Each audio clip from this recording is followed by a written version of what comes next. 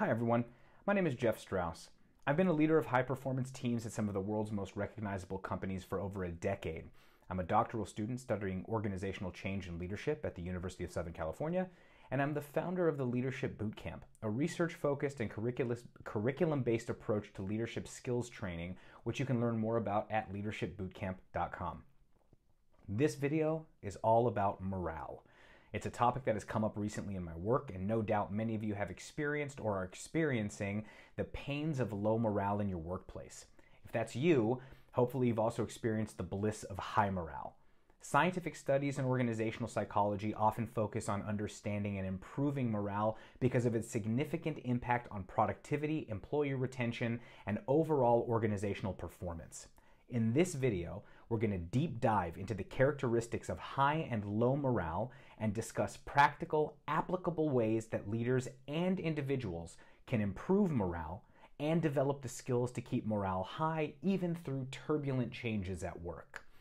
For more information on related concepts, my presentation on employee engagement, which is available on leadershipbootcamp.com, is a great companion video to this one. Without further ado, let's dive in. Morale means different things to different people, and it's very difficult, if not impossible, to measure morale objectively. But perhaps paradoxically, both high and low morale are noticeable. To paraphrase U.S. Supreme Court Justice Potter Stewart's comment in the 1964 Jacobellis versus Ohio obscenity case, "I know it when I see it."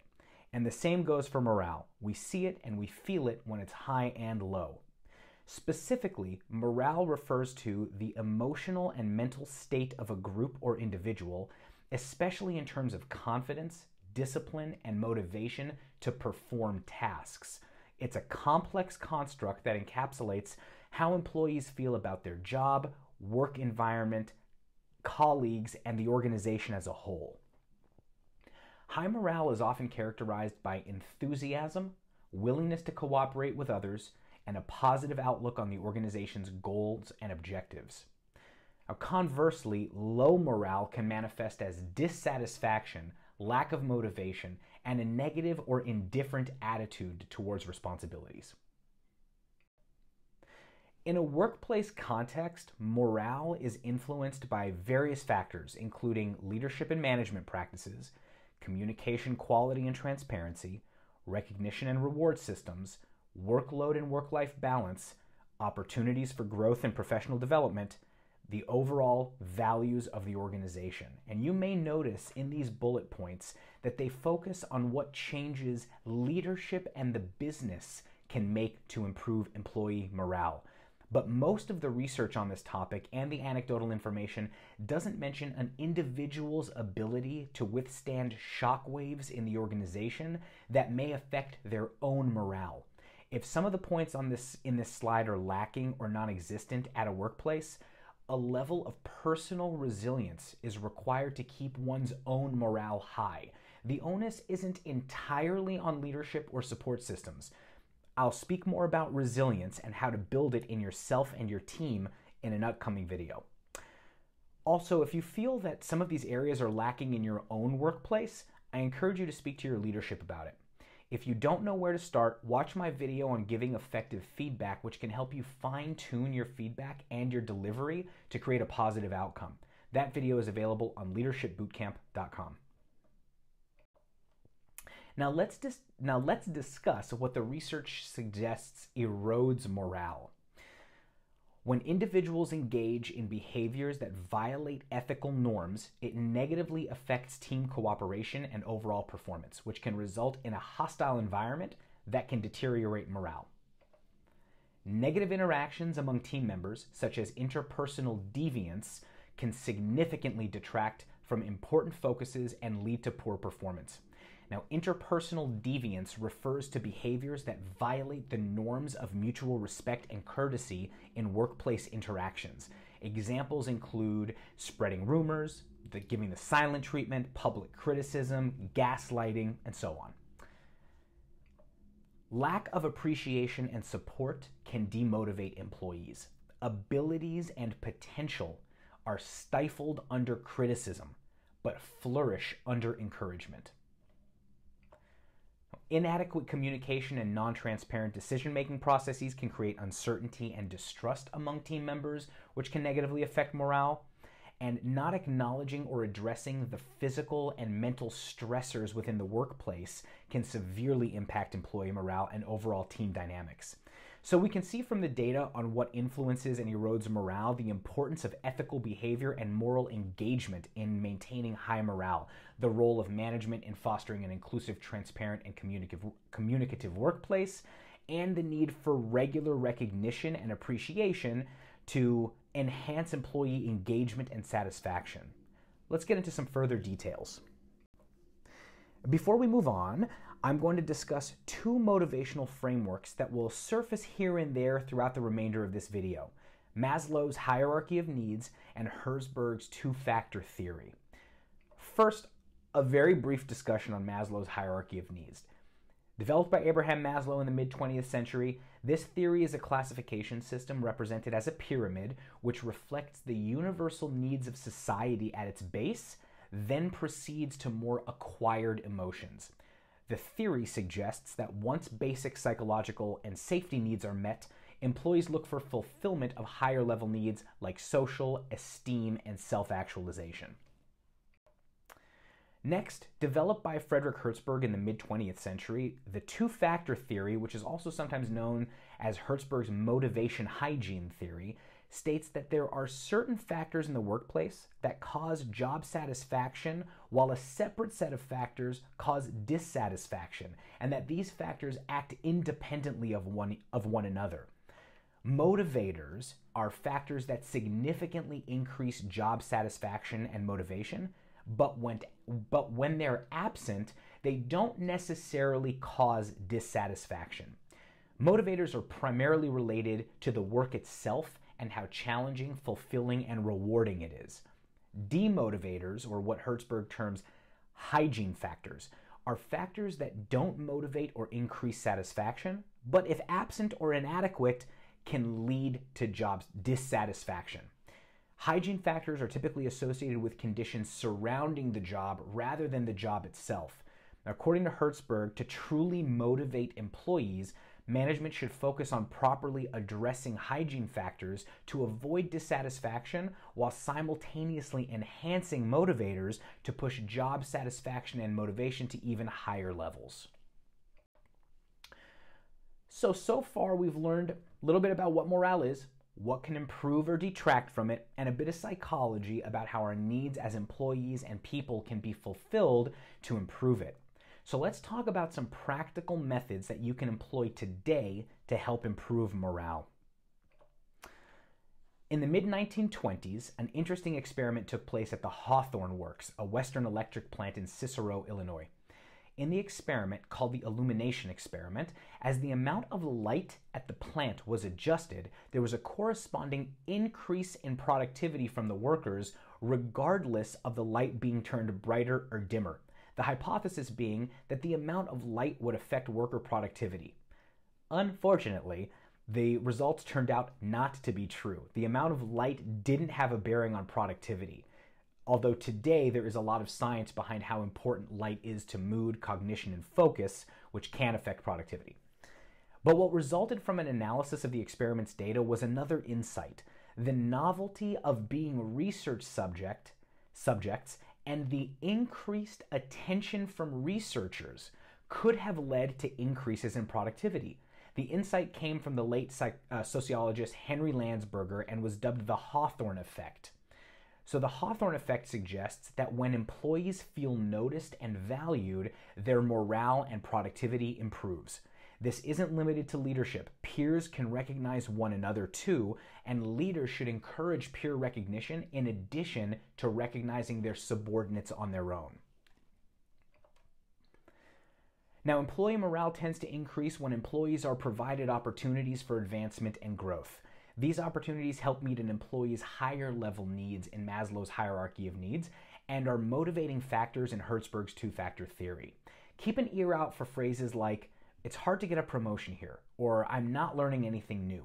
These are opportunities for leaders to help align work with the developmental goals of their reports. but also opportunities for individuals to recognize their own stagnation and find ways to continually develop. Additionally, regularly acknowledging and rewarding employees' hard work can boost morale, aligning with Hertzberg's finding that recognition is a significant motivator, particularly if rewards are tangible. Critically, leadership training is crucial for those in a leadership role. A leader's primary responsibility is ensuring the high performance of their teams, and this is a people problem.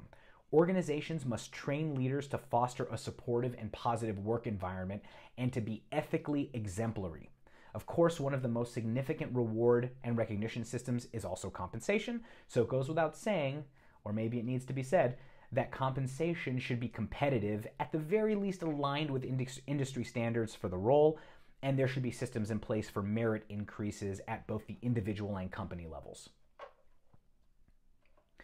One of the most common complaints I've heard in my career is that contributes to low morale, and I'm sure you have too, is that communication and decision-making in particular is not transparent. Now, while that's a fair critique, and in an ideal world, all employees are informed about decisions and changes within the organization, there are myriad reasons that this can be infeasible. However, there are practices that leaders can employ to keep morale and engagement high in these circumstances. If a decision is made without some people's input, a leader can share the decision, the rationale for it, and why certain people were excluded from the conversation. If the process was ethical, this is a perfectly reasonable approach. Sometimes employees will remain dissatisfied, which is an opportunity to strengthen the relationship between the individual and leadership through developing a high-quality relationship which can withstand these types of circumstances. For more on building a high-quality relationship, see my training video on leadershipbootcamp.com. Now, ultimately, a leader should hold themselves accountable for their actions and openly admit mistakes, which sets a powerful example showing that accountability and humility are valued. Now, celebrating diversity and inclusivity within the team can help enhance belonging, acceptance, and cooperation, and familiarity among team members. In 2023, I had my first on-site with my team at work, and it was the first time we'd ever met in person. My schedule for our activities the entire week was built around collaboration and communication, including our off-site activity of donning protective gear and smashing glass objects with weapons of all kinds. It was cathartic, fun, and personal. But collaborative activities need not be anything that elaborate. During our regular working sessions, we did things like knowledge share, cross-train, and question storm, which is a fun activity where a main question is posed, like how do we improve the end-to-end process of X, and only questions, not statements, are allowed. You can read more about this strategy in the great book, A More Beautiful Question. If you've watched my 3-part series on teams, available on leadershipbootcamp.com, you'll recall that more important than any other factor for team success is the interpersonal relationships that exist on the team. Find opportunities to foster them. This type of social interaction is crucial for morale. Now, leadership should develop and enforce policies that promote fairness, respect, and equality in the workplace. Ethical behavior fosters an environment where team members can trust each other, cooperate effectively, and work towards collective goals with integrity. And it reduces the instances of moral disengagement, which is linked to interpersonal deviance and poor individual and team performance. Leaders should encourage open communication where employees feel safe to discuss ethical concerns and report unethical behavior without fear of retribution. Going even further, one of the hallmarks of ethical leadership is protecting employees who report unethical behavior. Regular training sessions on ethical behavior and decision-making should be provided to ensure that employees understand the ethical standards expected of them, and a clear code of ethics and conduct that outlines acceptable behaviors and provides guidance on handling dilemmas should be developed and instituted.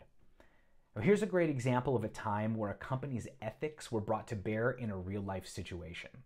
At the time, my friend Katie ran a team at Snapchat, the company I used to work for, and I had just completed my part of an acquisition of a company from another country. Our work cultures and manners of dialogue were a little different, but the biggest difference was that Snap's values, kind, smart, and creative, were woven into the fabric of the company, whereas values were not necessarily woven into the fabric of the company that we had acquired. Shortly after the acquisition, an employee from that company was being very rude to somebody on Katie's team in Slack. And Katie showed one of the best displays of ethical behavior I've ever seen at work. She told that colleague that at Snap, one of the values is kindness, and the way he just spoke to her team was not kind. In that moment, Katie lived the values and set an incredible example of ethical leadership. Ethical behavior has a direct impact on employee morale and not only affects internal stakeholders, but also enhances the organization's reputation externally, potentially leading to better customer relationships, partnerships, and possibly more business opportunity.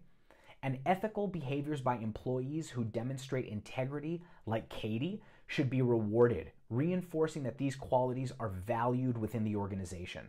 Depending on the circumstance, companies can even create ethics committees to oversee ethical issues and make decisions on complex cases, ensuring a systematic approach to ethics across the organization. Leaders should also demonstrate consistency between what they say and what they do. If a leader advocates for work-life balance, for example, they should also respect this in their scheduling and expectations, not just in policy. And finally, speaking of policy, when it comes to ethical behavior, screening for ethical alignment in hiring processes to ensure that candidates align with the company's ethical standards should be a standard part of all hiring practices and all candidate selection practices.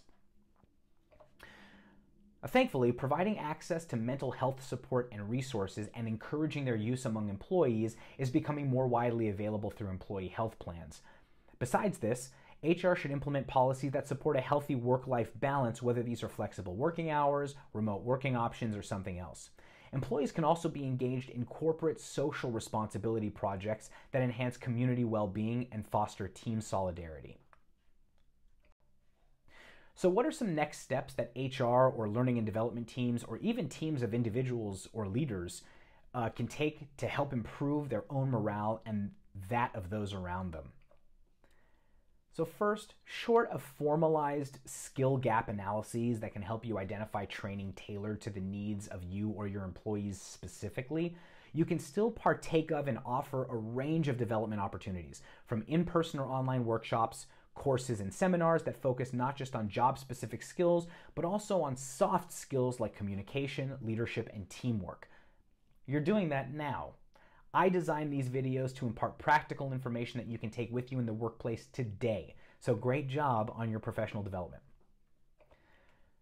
Now, I'll do another video on mentoring and coaching in the future, but you can establish a mentorship program where more experienced employees can guide newer or less experienced managers or team members. This helps in fostering a supportive culture that values knowledge sharing and personal development, and mentorship programs can also strengthen relationships among peers, making the workplace more connected and enhancing teamwork. We can develop and implement a recognition system that acknowledges and rewards employees for their contributions, achievements, and improvements.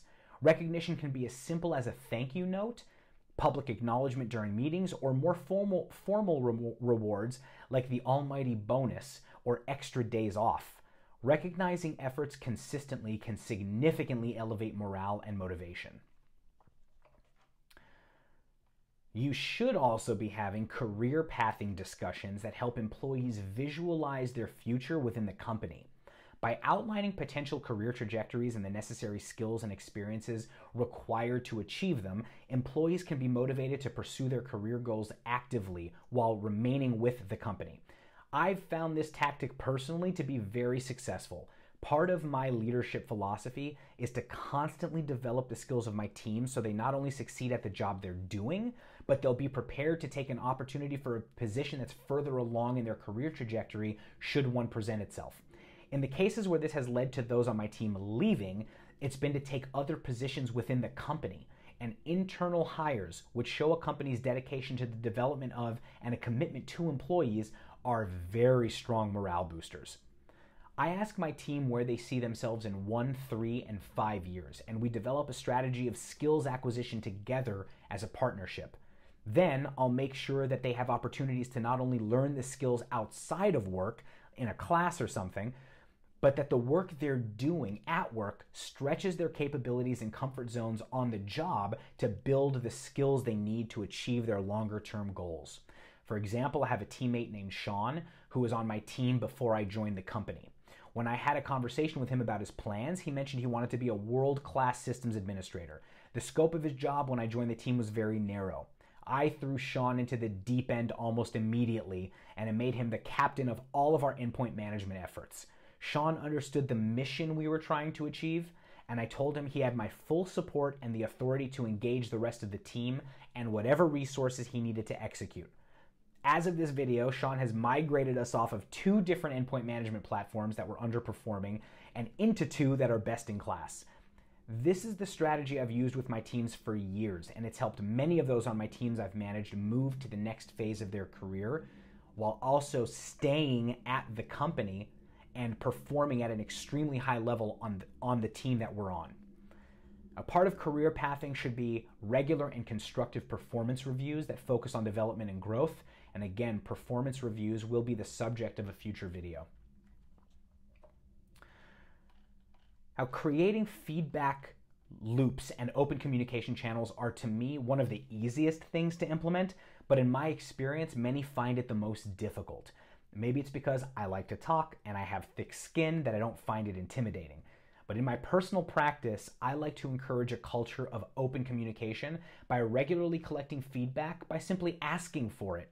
More formalized methods like surveys, focus groups, and open forums where employees can voice their concerns and suggestions should also be used.